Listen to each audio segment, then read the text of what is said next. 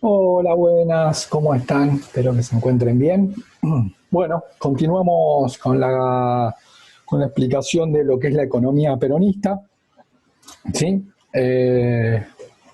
Con sociales ya trabajamos lo que es una parte importante del eje político, ¿sí? Nos queda pendiente con naturales, ¿sí? Nada, bueno, estuvo el tema del foro, les digo que paso a los dos, miren el foro, son 30 pibes, una vez por semana entrar al foro, por favor.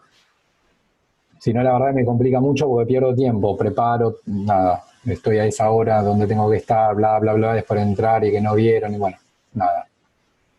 Eh, Puede pasar una vez, no hay ningún problema, ¿sí? Lo que sí, bueno, estén atentos que yo las clases las voy a avisar al foro, como hago siempre, ¿sí? Entiendo que es un garrón porque no les avisa, nada, bueno, es lo que les toca, ¿sí? Así que ustedes tienen que ingresar, aunque uno ingrese una vez por semana, ahí ya eh, van a estar al tanto, ¿sí? No hay problema, reprogramaremos con naturales, sí que quedó pendiente ahí, ¿está bien? Ya después avisaré al foro entonces. Lo que sí decíamos es que la clase de Zoom va a ser más que nada sobre la cuestión política del peronismo, ya estuvimos trabajando con sociales, y que la cuestión económica sí la vamos a seguir con lo que sería la diapositiva, ¿sí? Como medio vamos en paralelo, así podemos acelerar un poquito. Eh, Bien, bueno, en la clase anterior estuvimos trabajando sobre el concepto de lo que es sobre el concepto de economía planificada, ¿sí? Eh, Hicimos como la introducción de economía, la planificación estatal, esto que hablamos del Estado que establece objetivos y establece medios en un marco capitalista. ¿Sí? Esto va a ser como una gran novedad de este momento, ¿sí? Una gran novedad a nivel mundial capitalista. Es decir, que no va a ser una excepción, no va a ser la única la Argentina, sino que muchos estados comienzan a planificar la economía, cosa que ya dijimos, idea que extraen de la economía planificada soviética. Ingresamos en la economía, y bueno, dice 46-55 porque es desde el momento que Perón va a ser presidente hasta cuando deja de ser presidente, ¿sí? Esta cuestión económica la vamos a dividir en etapas. Una sería un mundo feliz, obviamente es una frase ahí que eh, juega con las palabras, ¿sí? Que puede ser el periodo 46-49, ¿sí? Y en ese contexto es que se da el primer plan quinquenal, ¿sí? El primer plan quinquenal. Quinquenal serían 5 años. Eh, Bien. Bueno, este es un afiche del momento, ¿sí? Estaría bastante interesante, bueno, digamos, poder desarrollar el tema del afiche. Yo podría decir algo muy, muy limitado. Eh, Tal vez algún profesor de arte. Tal vez hagamos alguna clase conjunta, estaría bueno. ¿Sí? El peronismo le va a dar mucho ímpetu al tema de los afiches, la publicidad, la construcción de la imagen, le da mucha importancia. Eh, de hecho, digamos, muchas de estas imágenes eran imágenes públicas, digamos, estatales, ¿sí? Es decir, que el Estado, el gobierno estaba interesado en difundir determinadas imágenes y determinada publicidad, ¿sí? Eh, y por eso muchos estudian estas imágenes porque, bueno, es decir, bueno, es lo que yo quiero mostrar, ¿no? Como Estado, digamos, ¿no? En lugar de sacar un libro explicando, cosa que hago, cuál es mi plan quinquenal, también lo publicito y ahí también estoy como en esa publicidad mostrando, digamos, puedo conocer, a través del afiche puedo conocer qué es lo que la gente del Estado, en este caso el Estado peronista, quería mostrar. Independientemente si lo logra o no logra, esa es otra discusión, ¿sí? Pero decir, bueno, a ver, ¿qué tenía en la cabeza la gente del gobierno? Bueno, lo puedo ver a través de las publicidades, porque vos obviamente ahí conscientemente mostrás algo, ¿sí? independientemente después lo logre o no logre, que esa es otra discusión, ¿sí? Pero bueno, lo puedo conocer no solo a través de los escritos, ¿sí? Sino, por ejemplo, también a través de la publicidad. Sí, como que una publicidad habla del momento, digamos, ¿no? También, ¿no?, de lo que tiene en la cabeza. Yo podría rastrear las sacándolo de la cuestión del Estado, ¿no? Digo, bueno, quiero conocer a la sociedad argentina de los 60. Bueno, puedo estudiar la publicidad, ¿no? Por ejemplo, uno podría decir, bueno, hoy una marca no haría una publicidad machista. Fíjense ahí cómo una marca, es más, diría que todo lo contrario. Ya hacen publicidades en el cual como que se busca mostrar esta cuestión como del género y como que, bueno, para que el público se sienta como empático con eso, ¿no? Creo que, o por ejemplo, creo que en Movistar era una publicidad de, tipo, hablaba como, me parece como que hablaba como de una pareja, una cuestión así, y en un momento mostraba dos hombres, ¿sí? Fíjense ahí cómo la publicidad me está hablando del contexto, eso no, digamos, ¿sí? Me está hablando como del contexto, ¿sí? Sí, bueno, ¿qué tiene en la cabeza, en este caso la empresa, y ahí puedo deducir la sociedad, que eso ahora no nos interesa. Pero acá sí lo que nos interesa es, bueno, el Estado, qué es lo que quiere mostrar y revelar. Bueno, no soy un especialista en el tema, así que, y tampoco me interesa, no lo anoten esto, porque me interesa más lo económico, pero sí alguna cuestión, fíjense. Primero, como imagen de la argentinidad, esto es bastante interesante también, en realidad. Toma un gaucho. Sí, elige un gaucho, ¿sí? Bueno, con la bandera argentina, ahí está toda la cuestión nacionalista, ya algo estuvimos hablando, Perón tiene como sí, un tinte más nacionalista, si se quiere, ¿sí? Acá hay una cuestión importante, rompiendo cadenas. Esto es muy importante, esta parte es muy clara, está rompiendo una cadena, ¿sí? Esto sería como el representante del pueblo argentino, que rompe una cadena, ¿sí? Como fíjense, una economía dependiente, una economía que había estado bajo el dominio británico, ¿no? Por lo menos, acá digo, acá se dan cuenta, es por lo menos lo que el tipo que hizo esta publicidad y el gobierno tiene en la cabeza, es decir, que la economía anterior estaba asociada a Gran Bretaña, estoy hablando del MAE, asociada a Gran Bretaña, dominada económicamente. Después lo podríamos discutir, ¿fue así, no fue así? Bueno, ahí obviamente ya entra la discusión histórica y social ahí, ¿no? Pero bueno, ¿qué sí puedo decir? Que para el gobierno que largó este afiche, ¿sí? Por eso largó este afiche y no otro, y por eso le puso las cadenas, sí, la economía argentina era dependiente, bueno, rompe las cadenas, ¿no? Dice, bueno, la pujanza, como el impulso de un pueblo fuerte en un gigantesco paso hacia la recuperación nacional, ¿no? Bien. En este contexto, esta era una publicidad del primer plan quinquenal, ¿no? Bueno, con este plan se iba a dar esa recuperación, fíjense ahí también la palabra nacional, ¿sí? El primer plan quinquenal establece como tres objetivos, que es el aumento del pleno empleo, perdón, en realidad lograr el pleno empleo, ¿sí?, a través de la industrialización. Algunas cuestiones. En relación al pleno empleo, ¿sí? Acá lo importante es que el Estado lo toma como objetivo, ¿sí? Obviamente todos los gobiernos del mundo quieren que haya empleo, que haya pleno empleo en sus países. ¿Qué gobierno va a decir yo no quiero que haya empleo, pleno empleo? Ninguno, ¿sí? Ahora, acá, ¿cuál es el punto? Acá el punto es que al establecerlo como objetivo, dice, bueno, el Estado tiene que procurar ese pleno empleo. No es algo que se va a dar solo. Porque hay gobiernos que dicen, obviamente, sí, yo quiero que en mi país, invento, yo quiero que en Austria haya, bueno, Austria no sería el ejemplo.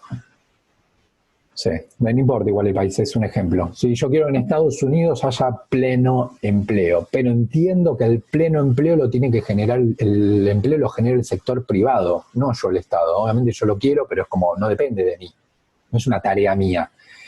Acá, introducirlo en el plan quinquenal tiene que ver con el objetivo, el pleno empleo, pero con la idea, la concepción de que el Estado tiene que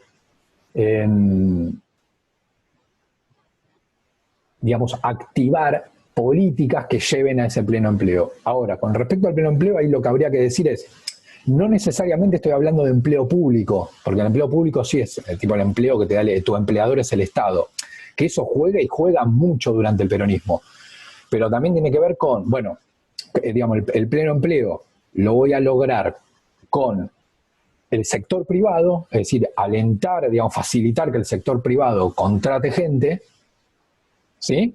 Eso como una pata, y la otra pata soy yo, que soy el Estado, y ahí empleo. Pero no, digamos, el concepto de pleno empleo, y que implica que el Estado lo tiene como objetivo, no es igual a, bueno, el Estado da empleo para todos y ya está. No, no es esa la lógica.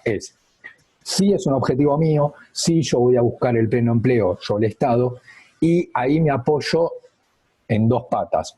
Una sería el sector privado, entonces doy facilidades para que ese sector privado, una empresa privada, contrate gente, y por otro lado, ahí sí yo doy empleo, es decir, contrato gente, y ahí logro el pleno empleo.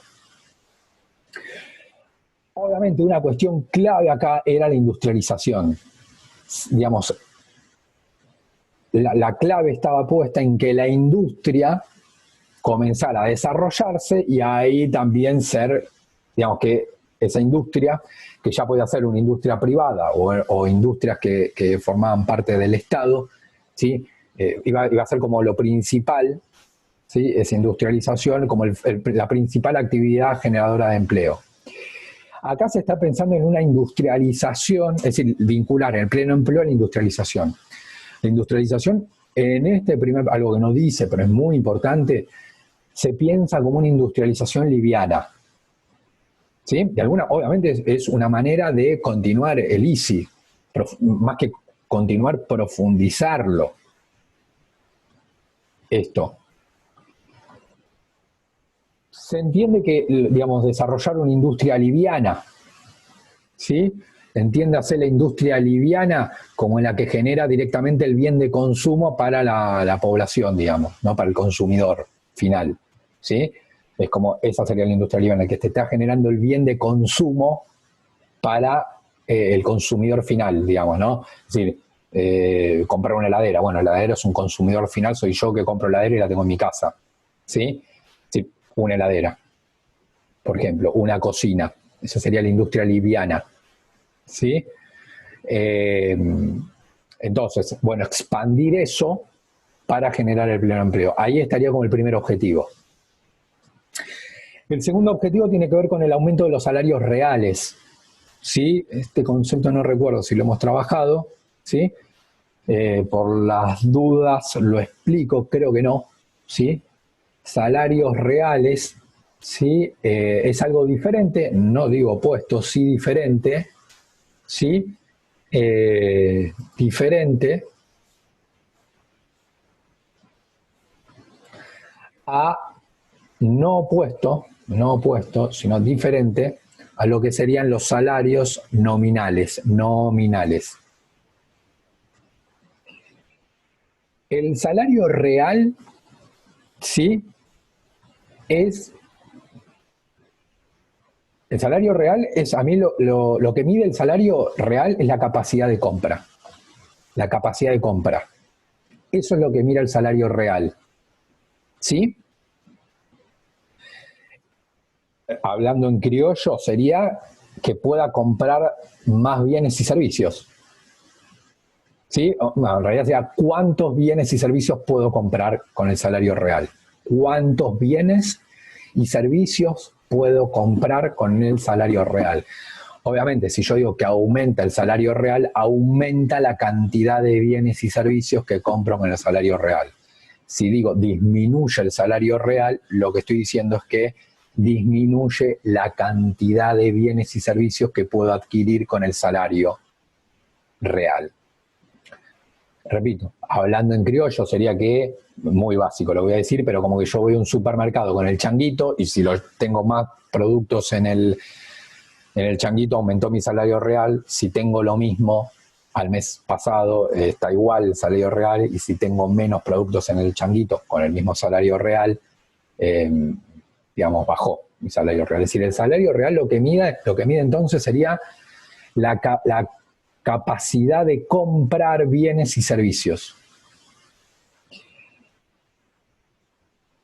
lo cual es diferente al salario nominal. El salario nominal es, digamos, ahí sí es la cantidad de billete que recibo, digamos, cuánto estoy recibiendo, pero medido en billetes, ¿sí? Entonces, si yo el mes pasado cobré pesos 2.000 y al mes siguiente cobré pesos 4.000, ¿sí? Al mes siguiente, acá hay un aumento del, bueno, 100% del salario nominal. Acá puedo afirmar que aumentó mi salario nominal, sí. Este indicador es muy importante, digo, por ejemplo, para estudiar la realidad también, ¿no? Se utiliza este indicador hasta el día de hoy y es lo que sirve como para argumentar en ciencias sociales desde cierta base sólida y no decir, bueno, ni lo que me parece, ¿no? Como que acá tenés un indicador bastante objetivo, ¿sí? Entonces, porque digo, es bastante objetivo esto, salvo de truchar los indicadores que lamentablemente se hizo en el país y es algo muy, muy malo, ¿no? Pero bueno, igual después se sabe eso, incluso económicamente después se puede saber, digamos.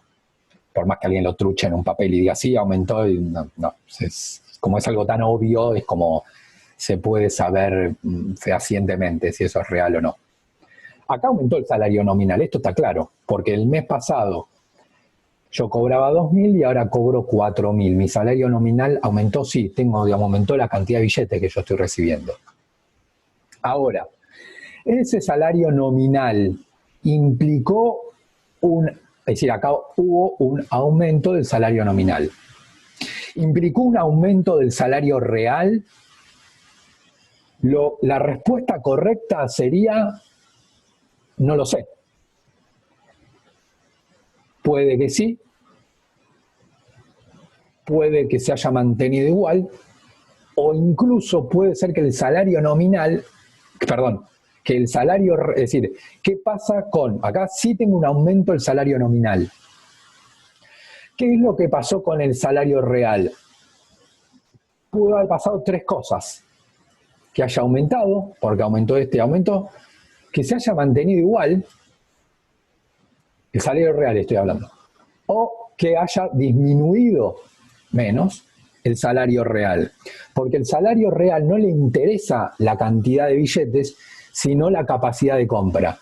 Si vos con esos 4.000 pesos, es decir, con los 2.000 pesos de más que recibiste, 2 más 2, 4, con esos 4.000, vos compraste más bienes y servicios, el mes siguiente aumentó tu salario real. Si compraste lo mismo, no aumentó tu salario real. En realidad se mantuvo. Por más que a vos te hayan aumentado el salario nominal. Y si teniendo 2.000 pesos más y llegaste a 4.000, la cantidad de bienes y servicios, en realidad compraste menos, tu salario real cayó, por más que haya aumentado el salario nominal. Entonces, acá uno de los elementos esenciales acá a tener en cuenta, obviamente, tiene que ver con la inflación. ¿Sí? Con la inflación. Es decir, si acá aumentaron un 100% los salarios, es un montonazo, pero los precios aumentaron un 200%,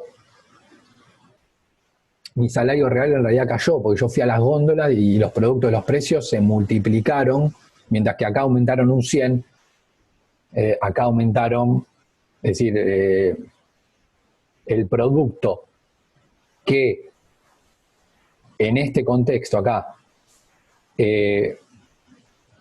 voy a tirar mucho número y capaz lo complico, sería, si acá la inflación aumentó más que mi salario nominal, en realidad terminé perdiendo.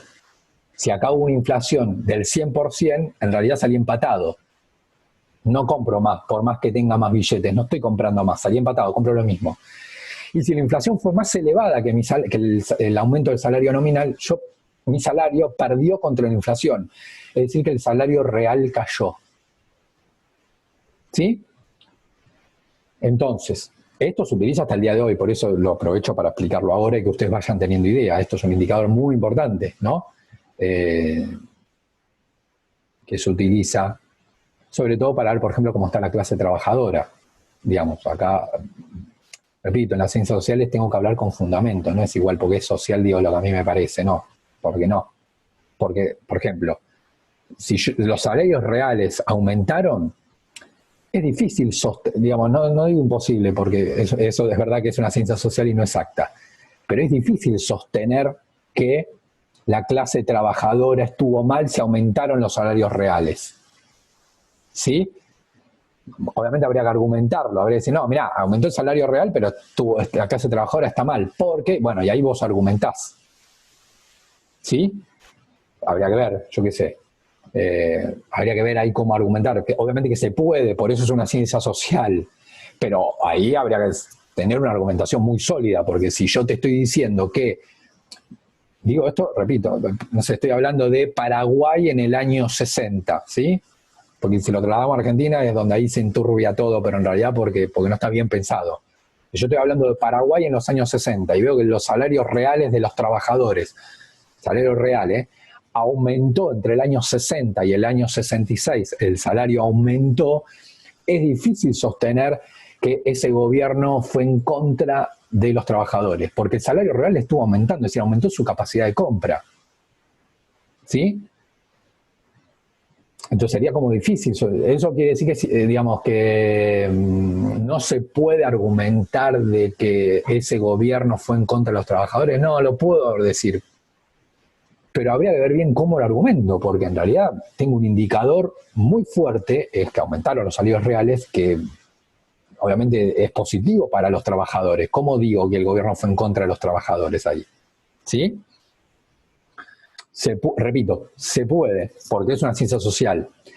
Pero bueno, tendría que buscar la manera científica de sostenerlo. Más allá de decirlo, puedo decir que la luna es celeste, ¿sí? Bueno, puedo decir ahora decir algo fundamentado es más complejo, ¿sí? Entonces, eso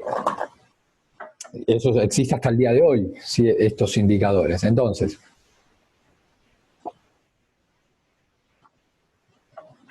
o cualquier gobierno, es el gobierno argentino que surja en el año 2028, ¿sí? Si el tipo me dice, no, yo lo que quiero es darle importancia a la clase trabajadora, gana, y los salarios reales fueron para atrás, bueno, hay algo que no coincidió lo que vos propusiste con lo que vos, con tu política de gobierno, digamos, ¿no? O goberné 4 años y, sí, goberné 4 años, me quiero presentar a una reelección, digo esto para que lo tengan en cuenta, ustedes van a votar. Me voy a presentar a una reelección. Y yo digo, no, en mi gobierno la clase, porque obviamente es más o menos lo que se dice, en cualquiera sea el partido, ¿eh? En mi gobierno, en los primeros 4 años de gobierno, la clase trabajadora conmigo estuvo mejor que el gobierno anterior. Bueno, fantástico, ahí vos ves los salarios reales y ves. Puede ser que tenga razón. Y esto, independientemente de lo que diga el medio de comunicación o lo que diga tal periodista, ¿sí? Por eso ahí es como yo como ciudadano mirar los números ahí. Lo bueno de esta etapa del mundo es que uno tiene información de lo que quiere, se la puede rastrear, ¿sí? Con un clic, no es que tiene que ir a una biblioteca. Con un clic se mete y ya más o menos tenés una idea, ¿sí? Entonces si vos decís, che, mirá, votame a mí para estos 4 años, porque los primeros 4 conmigo la clase trabajadora estuvo bien, los trabajadores fue muy difícil, pero logramos que los trabajadores estuvieran bien. Bueno, buenísimo, ahora lo escuchás, haces es mirar, por ejemplo, el salario real, y ahí te das cuenta, la verdad, si aumentó, bueno, ahí yo ya, lo que el tipo me está diciendo tiene cierta lógica. Después lo puedo votar o no, esa es otra cuestión, ¿sí? Pero, digamos, tiene cierta lógica. Ahora, sí, el tipo me dice, en los 4 años de gobierno el salario de la clase trabajadora conmigo estuvo mejor, porque antes estaba re mal, y con mi gobierno mejoró muchísimo, estuvo muy bien. Y vos después ves que los salarios reales, eso es importante mirar, los salarios reales cayeron un 30%, no sé, ¿en qué habría que preguntarle ahí? Tipo, ¿por qué decís que estuvo mejor si el salario real cayó un 30%? Entonces, Ahí el tipo te puede decir, no, porque antes vos el año pasado cobrabas 2.000 y ahora cobras 4.000. Bueno, pero ahí yo lo que tengo que pensar en los salarios reales, porque a mí el número en sí mismo no me indica nada. Ese sería el salario nominal. Repito, acá el tipo no está mintiendo, porque el tipo dice, los salarios aumentaron. Sí, es verdad. ¿Aumentaron sí o no? Sí, porque antes 2 y ahora 4. Aumentó. Pero ahí yo lo que tengo que ver son los salarios reales. ¿Sí? Lo mismo también, si resultó que además aumentó el salario real, bueno, está bien, el tipo, yo repito, es una ciencia social y podría argumentarle que por más que haya aumentado el salario real, la clase trabajadora está mal, lo puedo argumentar, pero ahí tengo que tener un argumento muy sólido para decir o afirmar que ese gobierno hizo mal las cosas. Estoy hablando en general, no en algún gobierno en particular. Tengo que tener un argumento muy sólido para decir que ese gobierno hizo las cosas mal en relación a los trabajadores si aumentó el salario real. Bien, entonces, ahora sí, volvemos acá. ¿Sí? Repito que estos conceptos le van a servir para todas las, nos va a servir a nosotros para todos los gobiernos y les va a quedar a ustedes para hacer un análisis de la realidad independientemente de lo que me diga el periodista. Después el periodista también tiene su juego y me puede decir que en el gobierno que fue entre el 2025 y el 2028, 29, los trabajadores estuvieron pésimos, fue un desastre el gobierno, un espanto y tapas de diario y radios que dicen que fue un desastre el gobierno entre el 2025 y el 2029 fue un desastre con los trabajadores, y ahí también, yo en realidad lo que puedo hacer es mirar el salario real, y ahí sé si ese periodista está diciendo las cosas bien o está tirando cualquier fruta, ¿sí? Porque si el salario real aumentó, decir que fue un desastre el gobierno con los trabajadores es poco sostenible. Habría que ver cómo lo argumenta, capaz el periodista después lo argumenta bien, pero bueno, ya tengo un indicador que muy importante, que es el salario real que le está jugando en contra. Le digo esto para poder ir generando algo de espíritu crítico cuando ustedes analizan la realidad. La propuesta entonces tiene que ver con aumentar los salarios reales. ¿Sí? Con aumentar los salarios reales. Un caso, digamos, después vamos a ver qué pasó, si lo logran o no, después lo veremos, ¿sí? Cierro este tema diciendo, porque a veces me lo preguntan esto en clase, ¿existe la posibilidad de que este salario, el nominal, se mantenga, ¿sí? En 2000 y aumente el salario real? Es decir, que yo gano 2.000 y al mes siguiente gano 2.000. ¿Y aumentó mi salario real? Es posible. Acá ya entramos en una cuestión bastante rara, más para la Argentina. Pero la verdad que igual es raro a nivel mundial. Porque acá lo que tendría que pasar es que el salario nominal se mantuvo y ¿cómo aumenta mi salario real? Bajando los precios, digamos, como que haya una bajada de precios sin que toque mi salario. Porque si bajan los precios, pero también baja mi salario, ahí está, ¿no? Es decir, mi salario real puede aumentar, porque si yo cobro 2.000, al mes siguiente cobro 2.000, pero los precios bajaron, es decir, bajó la inflación, ¿sí? Obviamente voy a comprar, por ejemplo, el sachet de leche, ¿sí? Yo cobro 2.000 y 2.000. Y en este primer 2.000, el salario de leche está, el sachet de leche está 50 pesos, ¿sí? Y al otro mes, este mismo sachet bajó a 25, yo cobrando lo mismo, compro 2 sachets de leche ahora. Mientras antes compraba uno, ¿sí? 50 pesos y ahora acá 25. Es decir, que puedo comprar más sachet de leche con estos mismos 2.000. Entonces ahí aumentó mi salario real sin que haya aumentado mi nominal. Es bastante raro. Lo digo porque a veces sale y bueno, nada, por eso. Bien. Y la otra cuestión, el otro indicador muy importante, es que lo que se proponía era un profundo cambio redistributivo. Es decir, algo que creo que estuvimos trabajando en cuarto, otro indicador muy importante tiene que ver con, bueno, supone que esto es un círculo, con lo que genera un país. ¿no? Entonces, que eso sería como una torta, y de esa torta, ¿cuántas porciones se llevan los actores del capitalismo? Es decir, la fuerza de trabajo y la burguesía capitalista, ¿no? Es decir, bueno, ¿cómo se genera riqueza? ¿Quiénes son los actores que participan en la creación de riqueza? Esto es toda una discusión teórica, pero digamos que son los capitalistas que ponen la plata, la fábrica, la maquinaria y la fuerza de trabajo. A partir de la mezcla de esas dos cosas, ¿sí? ¿Se acuerdan? Tierra, capital y trabajo. A partir del capitalista y a partir del trabajador se genera riqueza en un país. Bueno, ¿qué es importante mirar ahí? Bueno, ¿cuánto se llevan? Yo separo en dos grupos, trabajadores y capitalistas, ¿no? Y bueno, ¿cuántas porciones de torta cuántas porciones de torta se lleva el capitalista y cuántas porciones de torta se lleva el trabajador, la fuerza de trabajo, ¿no? Estoy hablando en general, no me interesa un trabajador en particular o un burgués en una fábrica, sino que estoy hablando en, digamos, el conjunto de los burgueses y el conjunto de los trabajadores, ¿no?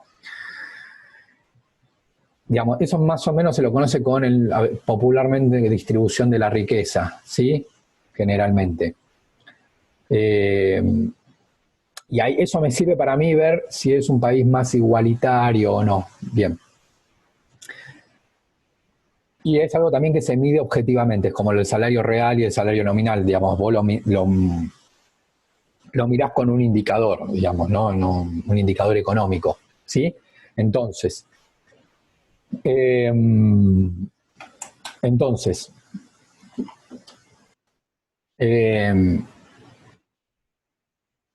lo que se entendía es que, ¡ay, malísimo! No me puedo dedicar al arte nunca. El gobierno peronista lo que entendía, y algo bastante más cercano a la realidad también, no solo que lo entendía, sino que más bien era así, que existía una desigual distribución de la riqueza, como una desigual distribución de las porciones de torta. Es decir, que, en un ejemplo bastante simplón, pero digamos, como que el burgués ponía el exquisita, ponía la cocina, ponía el gas, ¿sí? Ponía la luz, ponía no sé, el bol donde se hace, los huevos, pero luego venía después el otro, el trabajador, y hacía, estaba toda la tarde cocinando, ¿no? Toda la tarde cocinando, y cuando salía el bizcochuelo, lo que yo tenía es que de ese bizcochuelo, ¿sí? Había un escenario desigual, donde de ese bizcochuelo 70, me escucho un economista y me mata, espero que ninguno de esos padres sea economista. Bien, de ese bizcochuelo, el 70% de ese bizcochuelo, es decir, sobre 10 porciones, 7 se lleva el burgués, que era el que puso y el trabajador que estuvo amasando, se lleva 3 porciones sobre 10, y el otro se lleva 7. Entonces ahí hay una repito que esto se mide con un indicador económico, no es algo a mí me parece, es como muy claro. Hay 10 porciones, ¿cuántas te llevas vos y cuántas me llevo yo? El peronismo entendía que había había una distribución desigual de la riqueza, y esto es política pura, porque decir cuánto me tengo que llevar yo y cuántas vos, ¿sí? O el gobierno decir yo me parece bien, no me parece mal, dejo la cosa como está y no me meto, o me meto y juego en favor de uno o en favor, ¿sí? Eso es una cuestión bien política. Decir, por ejemplo, bueno, no me meto. No importa, no sé cómo se reparten las porciones, pero no me meto, no es un tema mío. O decir, me meto en favor del sector capitalista o me meto en favor del sector trabajador. Bueno, eso es política, todo. La primera opción de decir no me meto, la segunda opción de decir sí me meto, porque para mí la torta se está distribuyendo mal, ¿sí? Entonces, había una desigual distribución de esta torta, y el peronismo lo que dice, no, primero, yo voy a intervenir, y segundo, acá hay un escenario como de cierta injusticia, ¿sí? Acá en realidad lo que tenemos que ir es ir hacia un escenario en el cual haya ¡ay, no, un espanto! Dios. Claramente no tengo los dotes artísticos para esto. No, este es el resaltador. Entonces, ir a un escenario, a ver, vamos a poner un poquito de onda.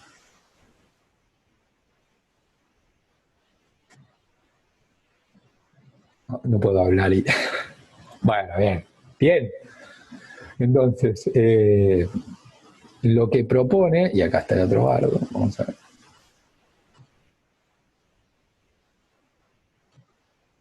Bien, bueno, evidentemente el tema es que no puedo hacer dos cosas al mismo tiempo, tipo hablar y dibujar, ¿está?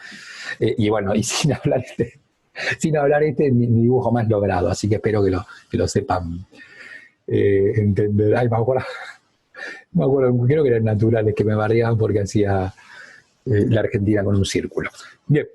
Luego de esa falta de respeto del año pasado que cargaban al profesor haciendo mapas en el pizarrón. ¿Ves? Ustedes no valoraron ese esfuerzo áulico del docente de dibujar mapas en el pizarrón. Ahí estamos, cada uno en su casa encerrado.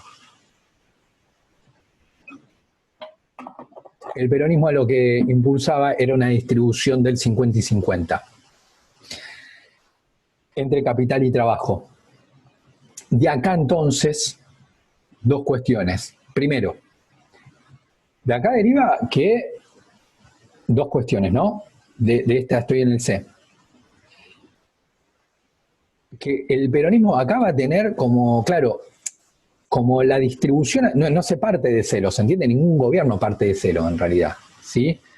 Entonces como que cuando vos asumís ya hay una torta distribuida de alguna manera, no importa cuál, hay una distribución cualquiera sea, ya existe, ¿sí?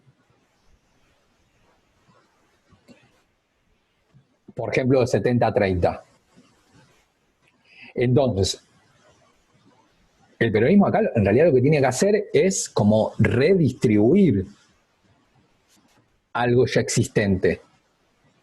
Que en este caso concreto lo que implica es este 20.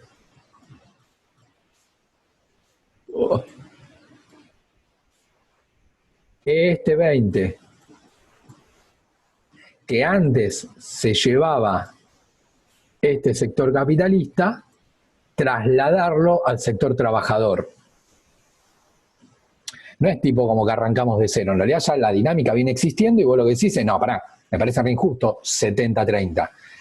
A través de política pública, esto se hace con política pública, esto se estudia, tampoco no es una cosa de yo salgo al balcón y decir, quiero que sea más equitativa la distribución. También eso lo podés decir, estaría bueno que lo digas si es tu idea, digamos, ¿no?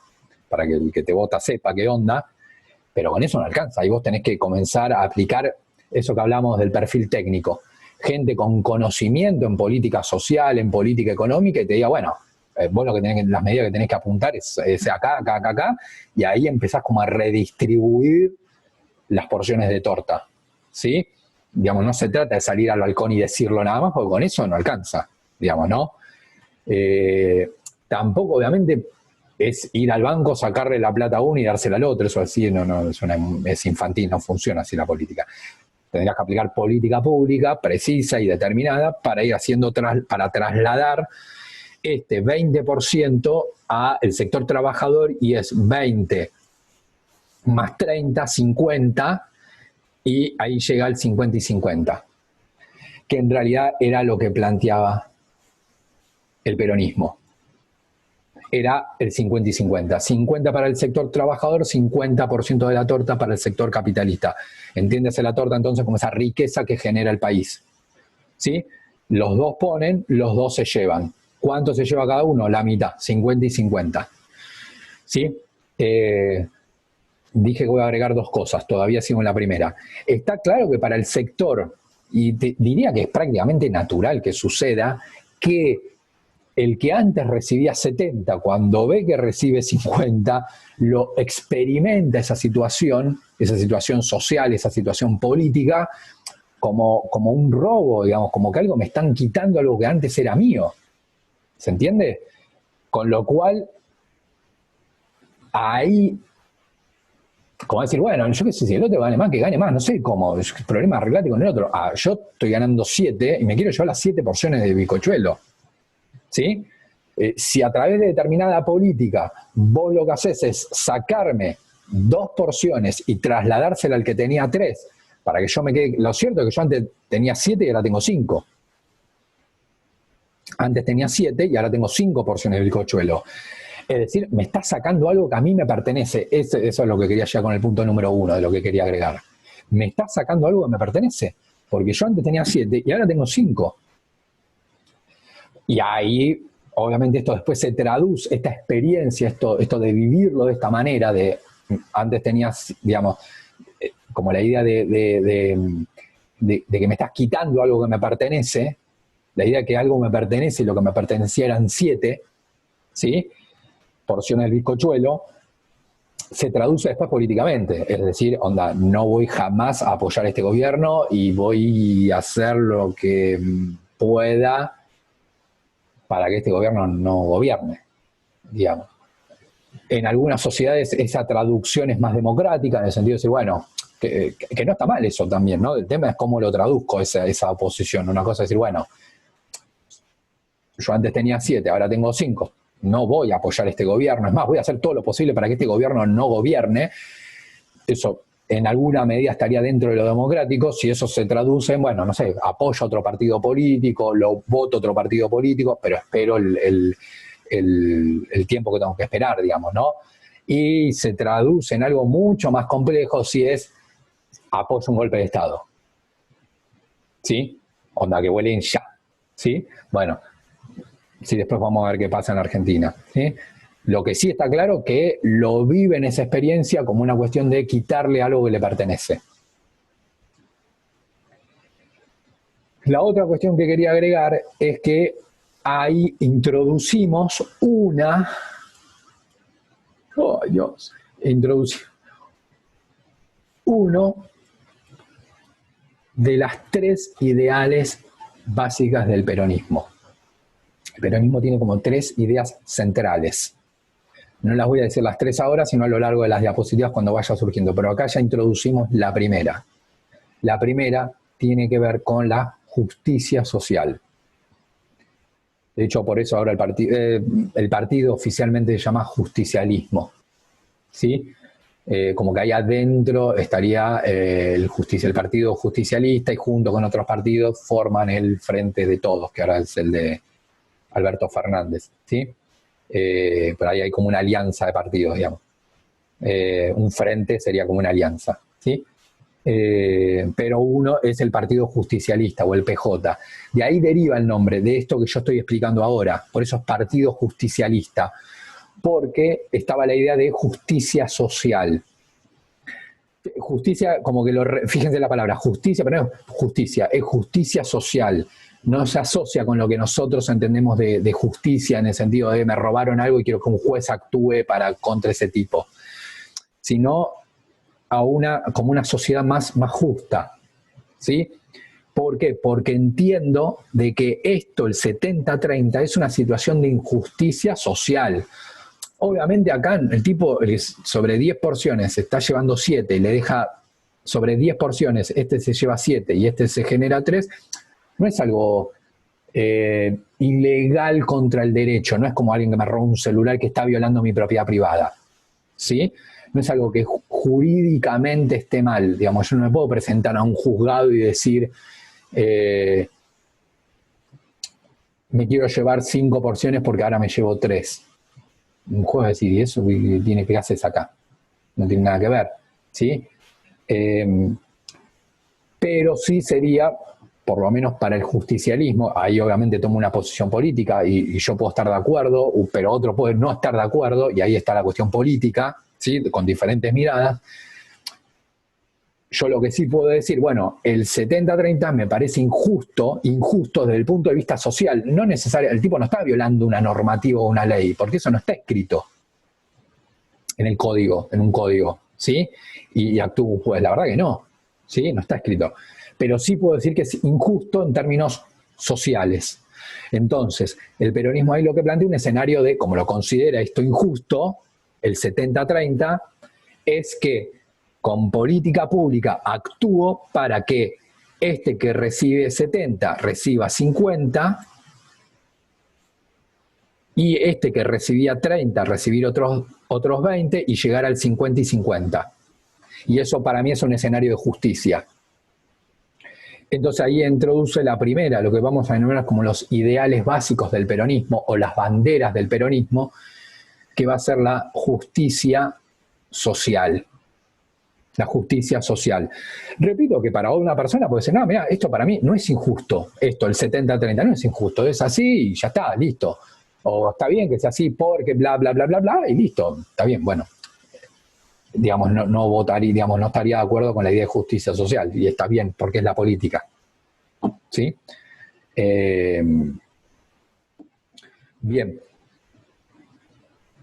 Similitudes y diferencias con otras experiencias populistas, ¿sí? Esperen que quiero ver la hora.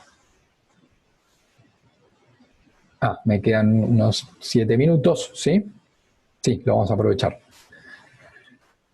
Similitudes y diferencias con otras experiencias populistas.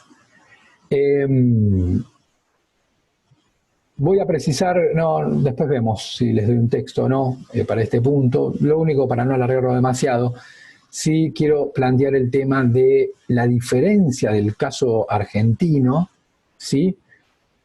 Tenía que ver con la velocidad con la que se comienza a plantear esto.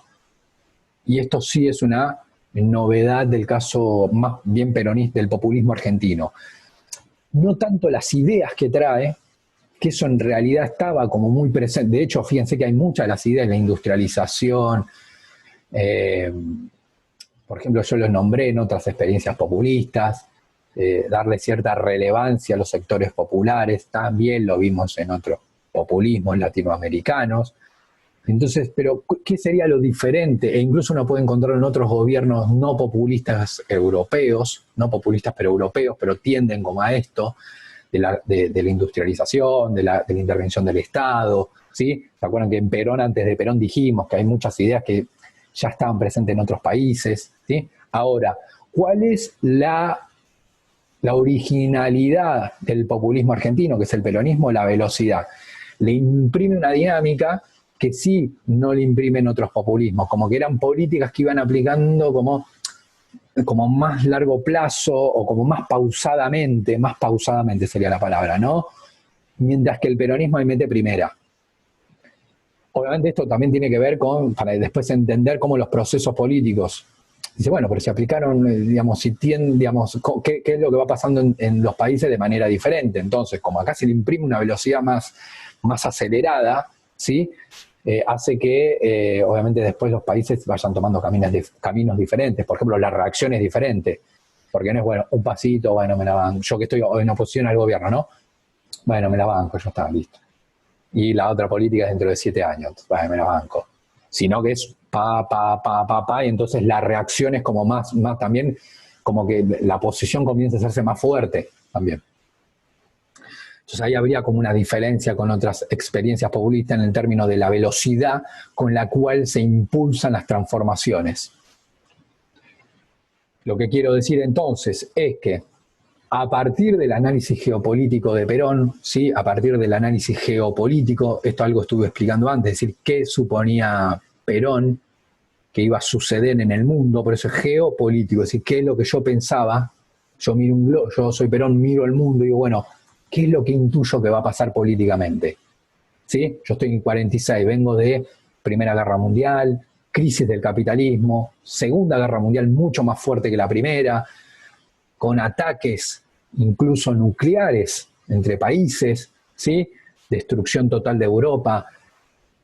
Eso es un análisis geopolítico. Bueno, supongo que el mercado externo se va a recomponer rápidamente, el mercado externo, y me va a comprar carne, y me va a comprar trigo, y me va a comprar cereales, y yo lo veo difícil.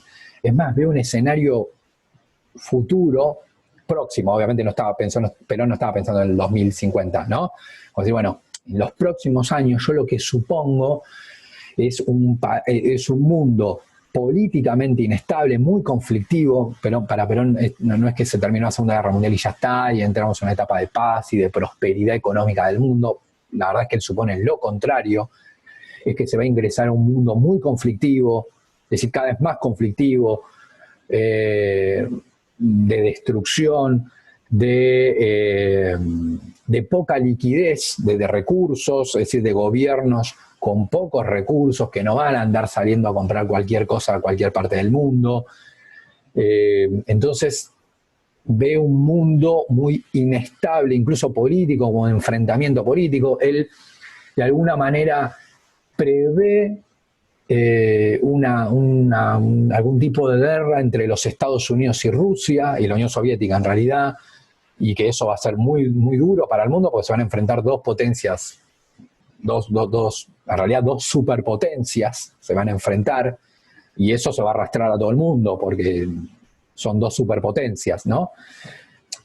¿Por qué digo todo este análisis geopolítico? Porque eso hace que él plantee la economía argentina de otra manera, porque una cosa es suponer que, independientemente de que yo esté de acuerdo o no con el MAE, dice, bueno, obviamente no me voy a negar a venderle productos agropecuarios al mundo si me los pide, ¿sí? No le voy a decir no te lo vendo, ¿quién diría no te lo vendo? ¿Sí? Ahora, él lo que supone es que ese mundo va a ser inestable políticamente, conflictivo, con pocos recursos, con lo cual no tiene sentido que vos te pares a producir carne y trigo si no sabes si el mundo te lo va a comprar. Entonces, piensa la economía de otra forma, ¿sí? ¿Qué sería de otra forma? Tiene que ver con una economía argentina, una economía nacional que hiciera pie no tanto en el mercado externo, sino en el mercado interno. Es decir, en hacer crecer, en aumentar la oferta y la demanda interna. Acá todavía no me importa si es primero, pues esto aclaro porque el año pasado sí hinchamos con eso, de si es primero oferta y después demanda o primero demanda y después oferta. Obviamente sí, pero no lo va a tener en claro qué va a ir primero, pero ahora nosotros, como yo lo estoy explicando, no me interesa, ¿sí? Después lo vamos a decir. No, perdón, en breve lo vamos a decir ahora, pero bueno, no importa. Lo que quiero decir es que lo que busca es aumentar el dinamizar el mercado interno. ¿Qué es dinamizar el mercado interno? Hacer crecer la oferta y la demanda interna. Después vemos en qué orden. Pero hacer crecer la oferta y la demanda que está en el país. Porque mirar al mercado externo, repito, Perón obviamente no va a estar en contra de vender. Es como que el gobierno argentino, ¿qué gobierno argentino va a decir yo no quiero vender soja? No, no está bueno eso porque te perdés dólares, digamos, ¿no? Ningún país del mundo diría eso. Ahora, el punto es dónde vos ponés como tu centro, ¿sí? Y Perón, por todo lo que dije antes, más algunas ideas que no nos interesa, como que busca dinamizar el mercado interno. Es decir, hacer crecer la oferta y la demanda local. Ahora sí es donde vamos a poner una prioridad. La clave estaba en hacer crecer la demanda. La demanda interna es aumentar, es decir, el consumo interno, el consumo de la población, iba a ser la locomotora del crecimiento a partir del cual iba a ir creciendo, por ejemplo, la oferta. Como que serían los vagones. Hay una locomotora, es decir, que arrastra a los vagones y me va a arrastrar a las demás variables económicas, ¿sí? Es decir, hay una variable económica que es la más importante, que es el consumo. A partir de impulsar el consumo es que las demás variables económicas, ¿sí? La oferta, por ejemplo, va a aumentar. Pero por eso digo con la idea de la locomotora del crecimiento económico. Aumentar la demanda, es decir, aumentar el consumo de la población, empezar el consumo, ¿sí?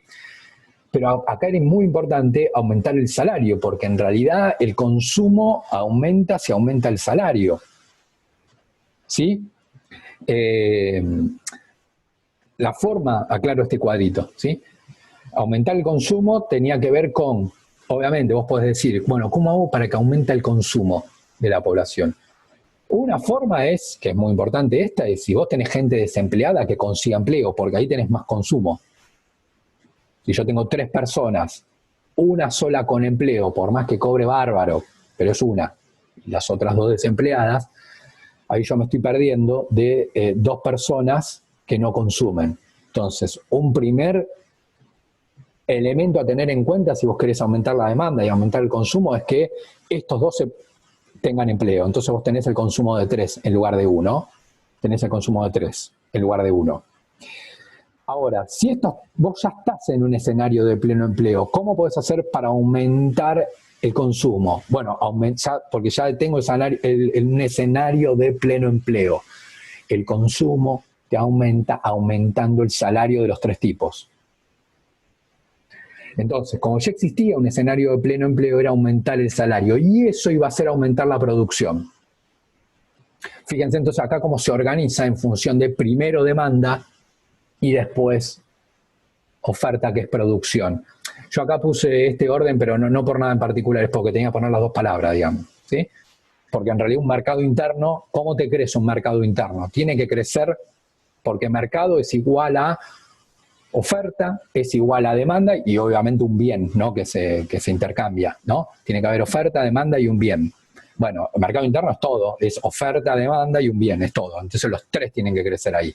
Pero en esto acá ya dinamizamos lo que es como lo organizamos. Bueno, ¿qué va primero? La demanda, que es consumo, que es aumento del salario, y eso va a hacer aumentar la producción. Es decir, eso va a hacer que alguien se ponga una fábrica de zapatillas. Es decir, ¿qué es lo que va a hacer que el tipo ponga una fábrica de zapatillas en San Martín? Ver que hay capacidad de consumo, capacidad de demanda, ¿sí? Eso va a hacer que el tipo ponga la fábrica de zapatillas. ¿Sí?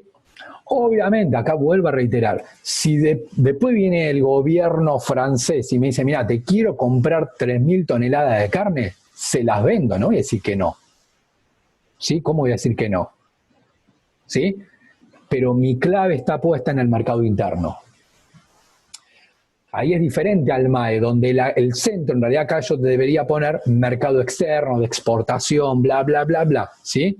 Y el mercado interno era algo como secundario, ¿sí? Acá la mirada es diferente, la clave del mercado interno, una economía mercado internista, ¿sí? Para Perón la clave pasaba por acá, porque poner como eje el mercado externo era un error dado, independientemente si está bien o mal, que Perón tiene una mirada negativa, por eso te hace una economía dependiente y toda la zaraza, pero igual era inapropiado, por más que yo estuviera de acuerdo, era inapropiado plantearlo para una economía en la cual era inestable, pobre, iba a haber guerras mundiales, como que las economías no iban a tener recursos para comprar. Entonces, por más que te pareciera la mejor economía del mundo exportar al exterior, no tenía ningún sentido plantearlo sin el análisis geopolítico, porque si el mundo no tiene recursos, ¿quién te va a comprar lo tuyo? Por más que vos creas que esa es la mejor solución. Repito esto también para pensar en la actualidad, ¿no? Entonces Perón dice, no, el análisis geopolítico es muy importante, ahí saco mis conclusiones, después obviamente tiene que coincidir el análisis geopolítico con lo que vos supusiste, porque puede pasar que vos supongas que va a ir todo mal y sale que el mundo, no sé, sale a consumir y vos no estabas preparado. Bueno, eso no nos vamos a meter ahora. Perón hacía un análisis, ¿sí? Y hace este enfoque de la economía en el marco del primer plan quinquenal. Bien, bueno, esto tiene que ver más o menos con explicar el título, ¿sí? Que obviamente no lo vamos a hacer ahora, ¿sí? Ya estamos en la hora, me marca mi reloj casi que biológico, ¿sí? Así que lo vamos a continuar en... ¡Ay, Dios, falta un montón! Vamos a avanzar, sí, el próximo video vamos a avanzar un poquito más rápido, ¿sí? Espero que se encuentren bien, les mando un saludo.